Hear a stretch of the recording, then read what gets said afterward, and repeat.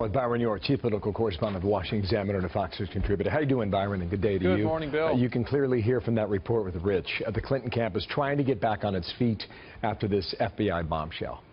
This really knocked them down, and they've been coming up with new defenses. In addition to attacking James Comey, which they're still doing, they're now actually suggesting that Comey has had kind of a double standard, that the FBI has investigated alleged Trump ties to Russia and didn't make any bombshell public statement about that. So I think you're going to hear that continue quite a bit, although that line of defense took a bit of a hit from a New York Times article, the headline of which was, "Investigating Donald Trump, FBI sees no clear link to Russia." But I think you'll still hear a lot of Clinton surrogates talking about Trump and Russia as a way to change the subject from the email. Let's look at the contest right now, the head-to-head matchup. The point is, this race is still tight, right, Byron? You would agree with that? Yep. On our map behind us, she has an easier path.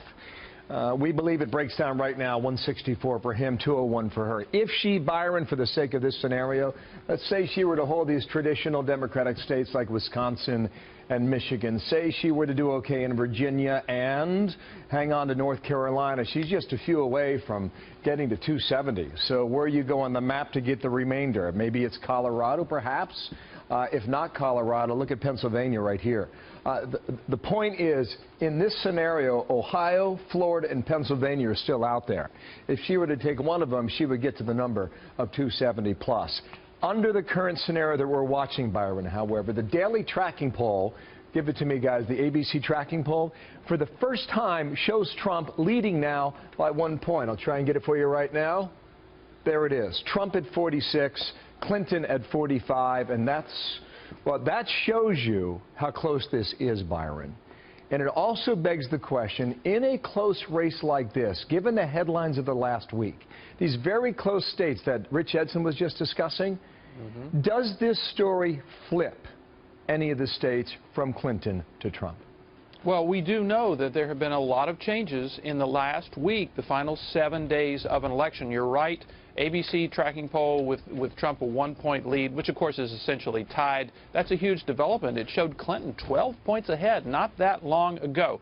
Now, go back in history a little bit. That same ABC tracking poll showed Mitt Romney ahead by 1 point a week before the election, showed John Kerry ahead by 1 point in 2004, a week before the election. But it also showed changes in those last 7 days, so that when the final poll was done right on election eve, it actually predicted the correct winner. The point is, this is a fluid race. It is still moving, and I think anybody would say that the email affair makes it move a little more. We've seen a drop in enthusiasm for Clinton voters right now, but here again, there's no reason.